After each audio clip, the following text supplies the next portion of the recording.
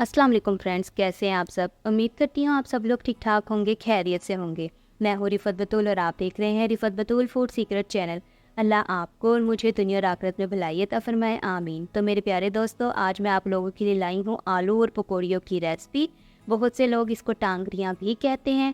आज की रेसिपी जो है बहुत सिंपल और यूनिक होने वाली है, और आज की रेसिपी खासकर उन ख़वातीन के लिए है जो इस वजह से परेशान रहती हैं कि वो दोपहर में या फिर रात में ऐसा क्या खाना बनाए कि हमारे बच्चे और हमारे मर्द हजरात उसको शौक़ से खाएं। तो आज की रेसिपी बहुत मज़ेदार और लजीज बनने वाली है, और ये इंतहाई सिंपल रेसिपी है। तो आप लोगों ने भी इसको मेरे कहने पर तो लाजमी से घर में ट्राई करना है, और यकीन करें आपके पूरे का पूरा घर इसको शौक़ से खाएगा।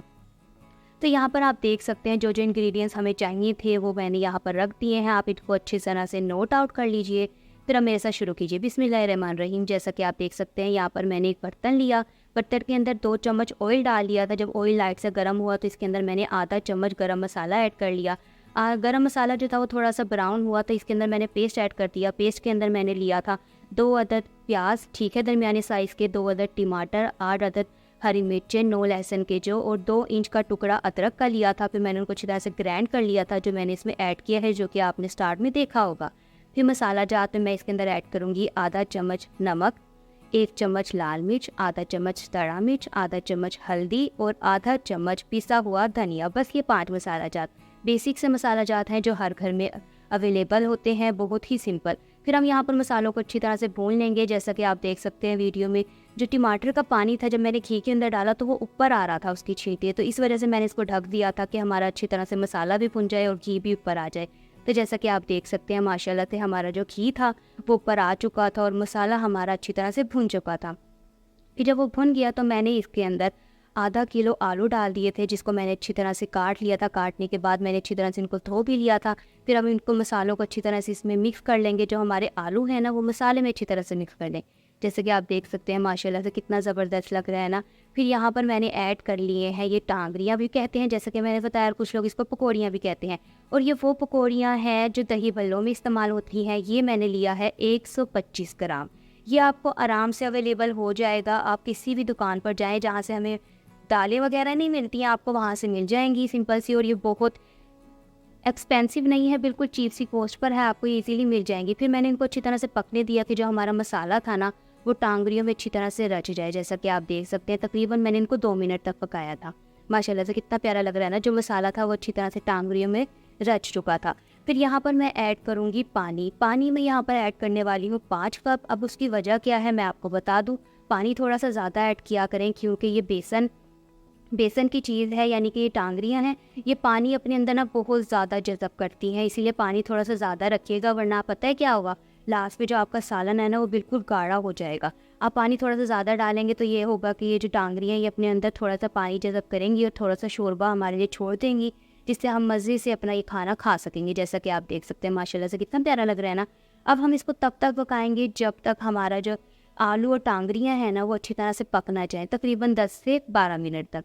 ये देखें माशाल्लाह से 10 मिनट बाद मैंने अपना चेक किया था खाना, और ये मेरी टांगरी और आलू पक चुके थे, घी भी ऊपर आ चुका था। अच्छा, एक और बात बताती चलूँ, आप लोगों ने ना यहाँ पर जो नमक है वो थोड़ा डालना है। क्यों? क्योंकि ना टांगरियों के अंदर भी नमक होता है, जब वो सालन के अंदर जाती हैं तो अपना नमक भी छोड़ देती हैं। तो ये ना हो कि आप लोगों का तेज़ हो जाए। बेशक बाद में नमक डाल दीजिएगा, लेकिन स्टार्ट में थोड़ा ही डालिएगा। माशाल्लाह से हमारा खाना तकरीबन रेडी हो चुका है। तो अब मैं इसके अंदर ऐड करने वाली हूँ 2 अदद हरी मिर्चें, जैसा कि आप देख रहे हैं माशाल्लाह से। यहाँ पर इसके अंदर हम ऐड कर देंगे। इसको ऐड करने के बाद यहाँ पर मैं ऐड करूँगी हरा धनिया। खुशबू के लिए माशाल्लाह से लाजमी से हरा धनिया का भी इस्तेमाल खाने में किया करें। सब्जियों का ज़्यादा से ज़्यादा इस्तेमाल हमारी सेहत के लिए अच्छा होता है।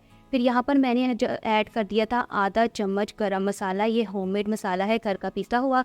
यहाँ पर मैंने ये ऐड कर दिया था। गरम मसाला मैंने इसलिए डाला खुशबू के लिए, माशाल्लाह से हमारा खाना हो चुका था, ये देखें रेडी।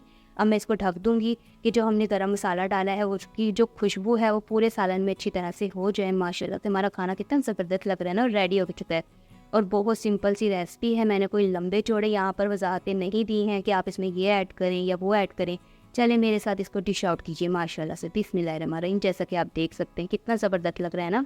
यूनिक सा सालन है, सिंपल सा सालन है, और यकीन जाने ये हर घर में ना हर फर्द इसको शौक़ से खाएगा, चाहे वो बच्चे हैं, बूढ़े हैं, हमारे मर्द हजरात हैं, सब इसको शौक़ से खाएंगे। یہ بالکل ایک نیا سا ایکسپیرینس ہوگا، بہت یونیک سا ایک سالن ہوگا ہمارا ٹیسٹ بدلنے کے لیے، اور یقین کریں یہ بہت مزیدار بنتا ہے۔ آپ لوگوں نے بھی اس کو لازمی سے ٹرائی کرنا ہے۔ یہ دیکھیں آپ ذرا لک چیک کریں، ماشاءاللہ سے کتنا پیارا لگ رہا ہے نا، یونیک سے قسم کا۔ تو یہ دیکھیں زبردست ہے ماشاءاللہ سے، اور سمپل سی ریسپی ہے۔ اور اگر آپ لوگوں کو کوئی بھی سوال ہوا کرے تو مجھ سے کمنٹ میں پوچھ لیا کریں، جیسے میں نے آپ سے وعدہ کیا ہے کہ میری کوشش یہ ہوتی ہے کہ میں سمپل سی ریسپی لاؤں کہ ہر گھر میں جو میری یہ ویڈیو دیکھ رہے ہیں دنیا میں، پوری دنیا میں، وہ یہ نہ سوچے کہ میں اس کو بنا پاؤں گا کہ نہیں، کیونکہ آج کل کی جیسی مہنگائی ہے، میری زیادہ سے زیادہ یہی کوشش ہوتی ہے جو ہم گھر میں بیسک سالن بناتے ہیں وہ ہر گھر میں بنے، ہر لوگ اس کو خوشی سے کھائیں۔ یہ بھی بہت سمپل سی ریسپی ہے، چیپسٹ سی ریسپی ہے، کوئی اس میں یعنی زیادہ ایکسپینسو چیزیں استعمال نہیں ہوئی ہیں۔ تو آپ لوگوں نے بھی اس کو لازمی سے استعمال کرنا ہے اور مجھے بتانا ہے، بنانا ہے، ٹھیک ہے اس کو، اور مجھے کمنٹ میں بتانا ہے کہ آپ کو یہ کیسا لگا ہے، مزہ آیا ہے یا نہیں آیا، کہ آپ کے بچوں نے اس کو شوق سے کھایا ہے۔ جو بھی آپ کا یعنی ایکسپریشنس ہوگا نا، چاہے وہ اچھا ہے برا ہے، مجھے لازمی دینا ہے، اور مجھے امید ہے آپ لوگوں کا کوئی بھی برا ریئیکشن مجھے نہیں آنے والا۔ یہ بہت ہی زبردست ریسپی ہے۔ اگر آپ کو میری ویڈیوز اچھی لگتی ہیں تو پلیز مجھے لائک اور سبسکرائب کیا کریں، اور میرے چینل کو آگے سے زیادہ اپنے فرینڈ میں شیئر کریں، اس سے آپ لوگوں کی محبت کا پتہ چلتا ہے۔ اور مجھے دیجیے اجازت، اللہ حافظ۔